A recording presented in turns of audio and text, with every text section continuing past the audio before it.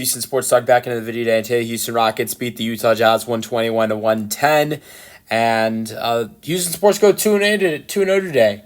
Astros opening day got a dub against the Mets. Rockets on the road against the Jazz got a dub, and there's going to be next couple weeks next couple weeks, and you're going to see days where there are multiple Houston sports games on, maybe possibly three. Obviously, the Texans aren't going to be back anytime soon, but you got the Cougs playing right now, you got the Astros playing right now, and you got the Rockets playing right now.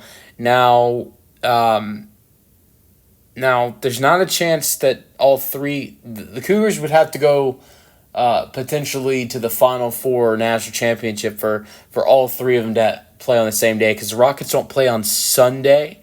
The Rockets don't play until Sunday against the Suns in Phoenix, and the Cougs could play Sunday, would play Sunday if they are able to advance to the Elite Eight, but the Astros have Sunday off. So it'll only be the Cougs and Rockets on Sunday, and then tomorrow the Astros do play and the Cougs play, so it's two Houston teams, but the Cougs would have to go to the Final Four national championship for it to be a day where there's three Houston teams playing.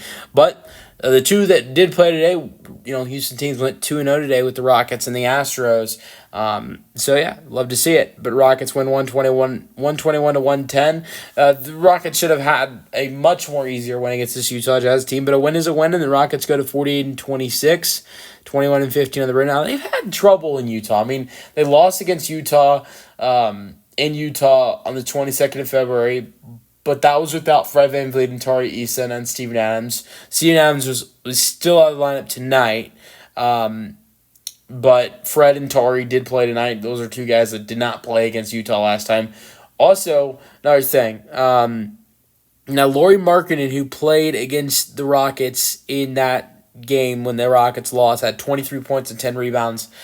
He did not play tonight, but at the same time, yes, you look at it that way, maybe, you look at it that way, but also at the same time, Colin Sexton, who had 21 points tonight, did not play when the Rockets lost against the Jazz. So, yes, you do lose Markkanen, who Utah had when the Rockets lost to them last, but, at the same time, they also had Sexton, who they did not have last time the Rockets played the Jazz in Utah. And then also you want to go back to last year, the Rockets, they were red hot, one of the hottest teams in the league last year. And it was in April. I want to say it was the beginning of April, and might have been like one of the first days of April. And Rockets were one of the hottest teams in the league, beating everybody, and lost to Utah.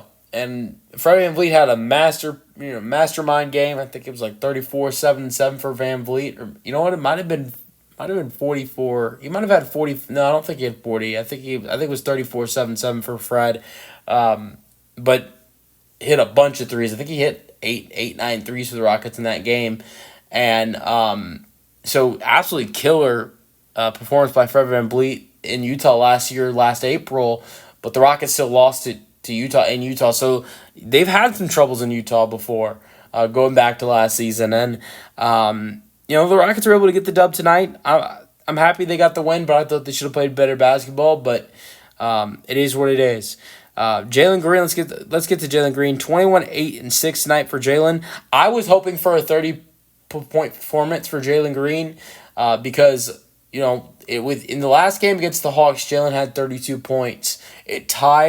He tied the most 30-point performances in Rockets franchise history with Yao Ming, which is 8th of all time in Rockets history, and he needs one more to pass him for 8th of all time.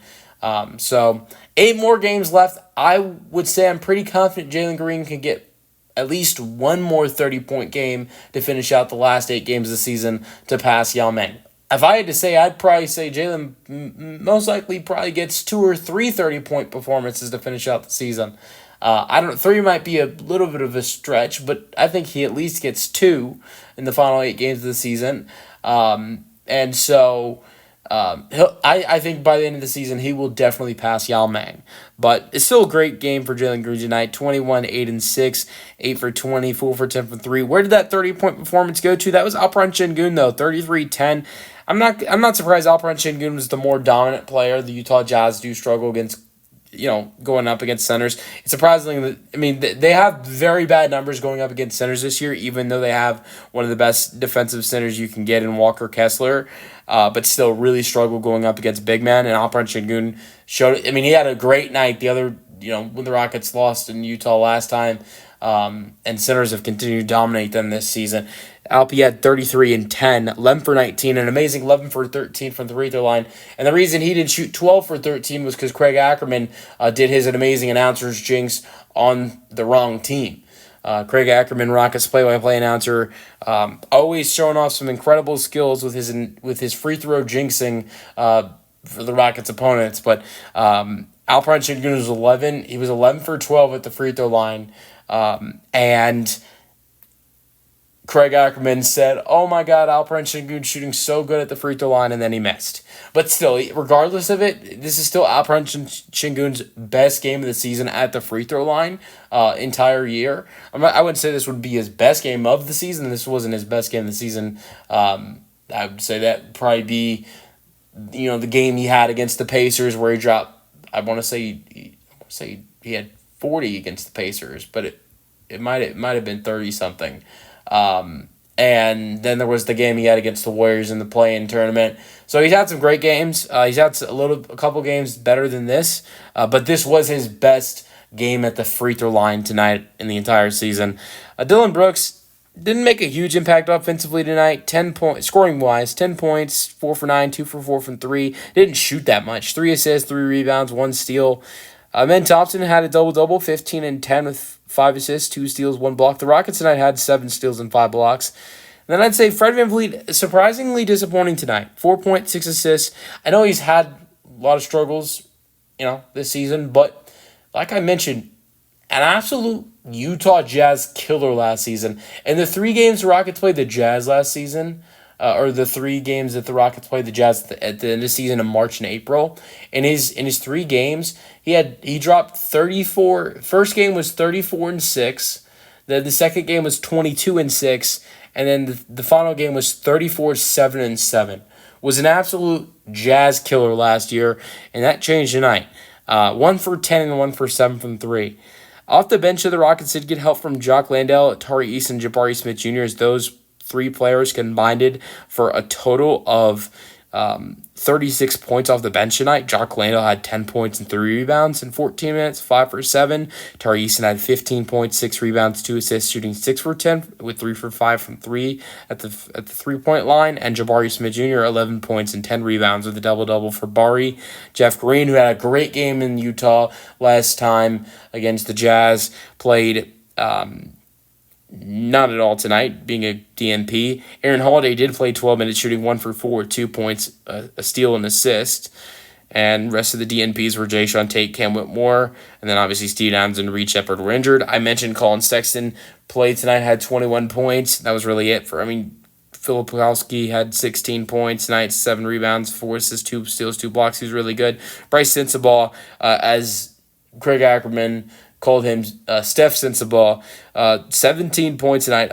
Perfect. Was absolutely perfect. 6 for 6, 5 for 5 from 3, 4 rebounds for Sensabaugh as well. 17 for Keontae George, who had 30 against the Rockets on the 22nd. He had 8 assists. I think it was 6 assists he had last time the Rockets faced him. So 17 and 8. Rockets did a better job against him than they did last time. Let me know your thoughts on the Rockets' 121-110 win in the comment section, and peace out. Go Rockets.